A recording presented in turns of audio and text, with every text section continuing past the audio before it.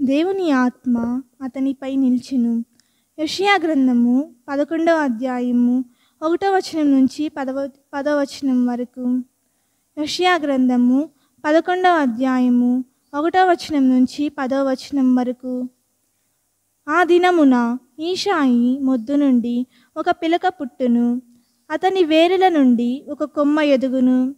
దేవుని ఆత్మ అతనిపై నిలుచును. అది విజ్ఞానమును వివేకమును వసుకు ఆత్మ, దూరదృష్టిని బలమును ప్రసాదించు ఆత్మ, దైవజ్ఞానమును దైవభీతిని దయచేయు ఆత్మ.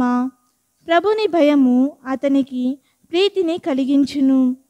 అతడు వెలుపలికి కనిపించు తీరును బట్టి గాని, అన్యులు చెప్పెడు మాటలను బట్టి గాని నిర్ణయములను చేయడు.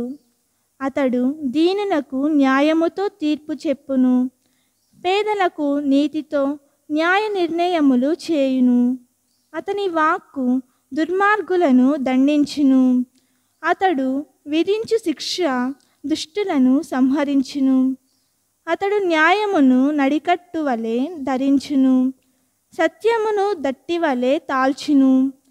తోడేలు గొర్రెపిల్లలతో కలిసి జీవించును, చిరుతపులి మేకపిల్లతో కలిసి పరుగుడును. లేగదూడ కొదముసిగిన కలిసి మేయును, చిన్న బాలుడు వానిని తోలుకొని పోవును. ఆవు ఎలుగుబంటియు కలిసి మేత మేయును, వాని పిల్లలు కలిసి పడుకొనును. సింహము ఎద్దువలె గడ్డి మేయును, చంటి బిడ్డడు త్రాచుపాము పుట్ట మీద ఆడుకొనును. పసిబిడ్డడు విషసర్పముతో బొరియలో చేయి పెట్టును. నా పరిశుద్ధ పర్వతము మంటిది మీద క్రూర మృగములెట్టి హాని ఎట్టి కీడు చేయవు. సముద్రము జలములతో వలె దేశము ప్రభువును గూర్చి జ్ఞానముతో నిండియుండును. ఆ దినమున ఈశాయి వంశమున పుట్టిన రాజు జాతులకు ఆకర్షణీయమై చిహ్నము ఉండును. జాతులతనిని చెంతకు వచ్చును, అతని నగరము ఖ్యాతిని బడియును. ఇది ప్రభువాక్కు.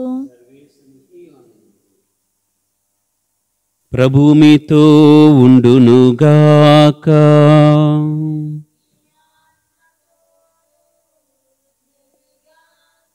పునీత లూకా రాసిన సువార్తలోని భాగము.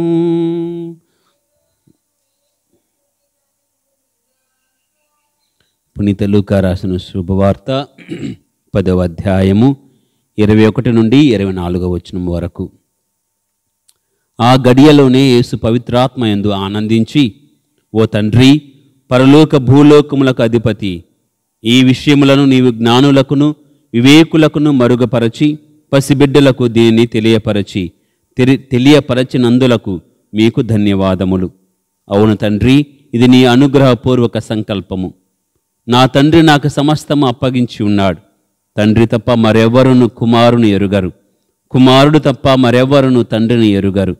మరియు కుమారుడు ఎవరికి ఎరిగింప ఇష్టపడునో వారు మాత్రమే తండ్రిని ఎరుగుదురు అనెను.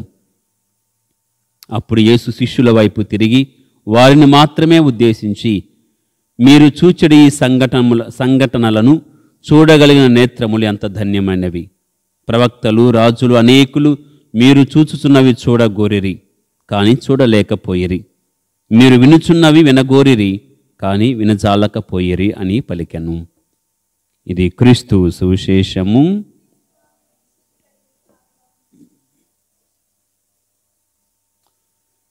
ప్రియమైన సహోదరి సహోదరులారా, నిర్మాణము, పునర్నిర్మాణము అనేవి 2 పదాలున్నాయి, 2 ప్రక్రియలు ఉన్నాయి.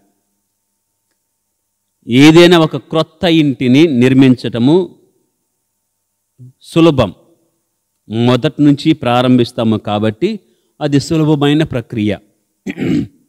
కానీ పునర్నిర్మించటం అది నిర్మాణం కంటే కష్టమైనది. చాలామందికి తెలుసు, క్రొత్త ఇంటిని కట్టే సందర్భములో ప్రశాంతంగా ఉంటాం. అది కష్టమే, కానీ మనసులో సులభముగా ఉంటుంది. అనుకున్న పని అనుకున్నట్లు చేయగలం. పునర్నిర్మాణం అలా కాదు. ఏదైనా ఒక్కటి రిపేర్ చేద్దాము, ఒకటి మరలా ఏదో ఒక మరమ్మతులు చేద్దాము అంటే ఒకదాన్ని టచ్ చేస్తే మరొకటి మనకు బయటపడుతూ ఉంటాయి. ఇది కూడా చేయాలి, ఇది కూడా చేయాలని బహుశా అటు ఇటుగా మళ్ళా ఇల్లు కట్టినట్లే ఉంటుంది. అందుకే నిర్మాణము సులభము, పునర్నిర్మాణము కష్టసాధ్యము, కష్టమైన పని. ప్రియమైన సహోదరి సహోదరులారా, ఆ పునర్నిర్మాణంలో భాగముగానే యేసయ్య ఈ లోకానికి వస్తున్నారు. ఒకప్పుడు దేవుడు ఈ సృష్టిని కలిగించినప్పుడు, ప్రాణులను కలుగు చేసినప్పుడు సృష్టి చాలా అందముగా, సస్యశ్యామలముగా, సౌభాగ్యముగా, సఖ్యతతో, ఐక్యతతో, శాంతి సమాధానాలతో జీవించాయి. ఆ యొక్క ఐక్యతను, సఖ్యతను పాపం అనేది ప్రవేశించి చెడగొట్టాయి, పడగొట్టాయి. ఇప్పుడు ప్రభు వస్తున్నది తిరిగి నిర్మించటానికి. ఎంత కష్టమైన పని ఆలోచన చేయండి. నిర్మించటము సులభమే, పునర్నిర్మించటము అనేది కష్టం. ఆ కష్టమైన పనిని చేయుటకు ప్రభు ఈ లోకానికి వస్తూ ఉన్నారు. ఒకసారి చదవండి, ఆదికాండము 1వ అధ్యాయము 30వ వచనము. కానీ నేల మీది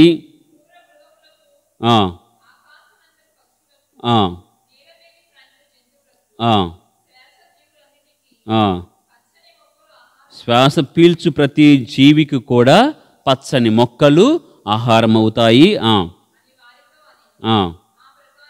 ఆ ప్రకారమే జరిగిన. సింహము ఆనాడు శాకాహారముగానే ఉంది. క్రూర మృగములన్నీ కూడా శాకాహారులుగానే ఉన్నాయి. ప్రశాంతమైన జీవనము ఆనాడు. దాన్ని చెడగొట్టాం. దాన్ని చెడగొడితే ఈ రానున్న మెస్సయ్య, మన కోసం వచ్చిన ఆ యేసయ్య ఏమి చేస్తారో అనేది ఈనాటి మొదటి పట్టణంలో మనం ఆలకించాము. చంటి బిడ్డడు సింహముతో ఆటలాడుకుంటాడు. ప్రశాంతముగా ఉంటుంది. తిరిగి తీసుకుని వస్తున్నాడు Yesayya. Praise the lord, praise the lord, praise the lord, praise the lord. ఈ ఆగమన కాలంలో ప్రియమైన సహోదరి సహోదరులారా, మన వంతు పని మనం చేయాలి. మన వంతు సహకారం మనం అందించాలి. యేసయ్య తిరిగి నిర్మిస్తూ ఉన్నాడు. మనము కూడా ఆ పనిలో పాలుభాగస్తులము కావాలి. అది ఎలానో నిన్నటి మొదటి పట్టణానికి ఈనాటి మొదటి పట్టణానికి వ్యత్యాసంగా మనం చూస్తే, ఆ రెండింటిని కూడా పోల్చుకొని చూస్తే మనకు అర్థమవుతుంది. నిన్నటి పట్టణములో మనం ఆలకించి ఉన్నాం. ఒకసారి చదవండి, యెషయా గ్రంథము 2వ అధ్యాయము 4వ వచనము. అతడు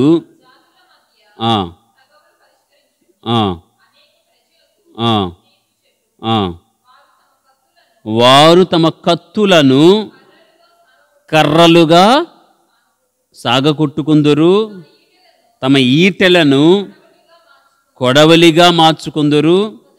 ఒక జాతి మరొక జాతిపై ఆయుధములు, సామానులుగా మారిపోతున్నాయి. ప్రాణం తీసేవి ప్రాణం పోసేవిగా మారిపోతున్నాయి. ప్రాణం తీసే ఆయుధాలు, కత్తి, కొడవలి, ఇవన్నీ కూడా సేద్యపు కొడవలుగా మారిపోతున్నాయి, రూపాంతరము చెందుతూ ఉన్నాయి. అందుకే నేనంటాను, మనము కూడా రూపాంతరం చెందాలి. మన మాట కత్తి కంటే పదునుగా కొందరి హృదయాలని గాయపరుస్తుంది. ఒక మాట చాలు, సంబంధాలు తెగిపోతూ ఉన్నాయి. రూపాంతరం చెందాలి నీ మాట. ఆయుధాలు, సామాన్లుగా మారుతాయని ఆనాడు చెప్పాడు. ప్రభు రాకడకు సిద్ధపడే మనము, సహకరించే మనము మన మాట తీరు మార్చుకోవాలి. పదునైన పదాలు ఉపయోగించకుండా పనికొచ్చే పదాలు, నిర్మించే పదాలు, ప్రోత్సహించే పదాలు మాట్లాడటం చాలా ఉత్తమమైన పని. ఒక జాతి మరొక జాతి పైన తిరుగుబాటు చేయదు. యుద్ధానికి వెళ్ళవు. మనం సహకరించాలి. తగాదులకు, యుద్ధాలకు, విడగొట్టే ఆ యొక్క ప్రక్రియ నుండి మనం దూరముగా రావాలి. ప్రభు వస్తున్నది అందుకే, శాంతి రాజ్యమును స్థాపించుటకు వస్తూ ఉన్నాడు. ప్రియమైన సహోదరి సహోదరులారా, ఆయుధాలు సామాన్లుగా మారుతూ ఉన్నాయి.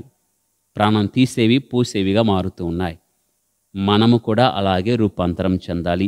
మన ద్వారా ఉద్యోగము కలగాలి. మన ద్వారా వేరే వారు ప్రోత్సహించబడాలి.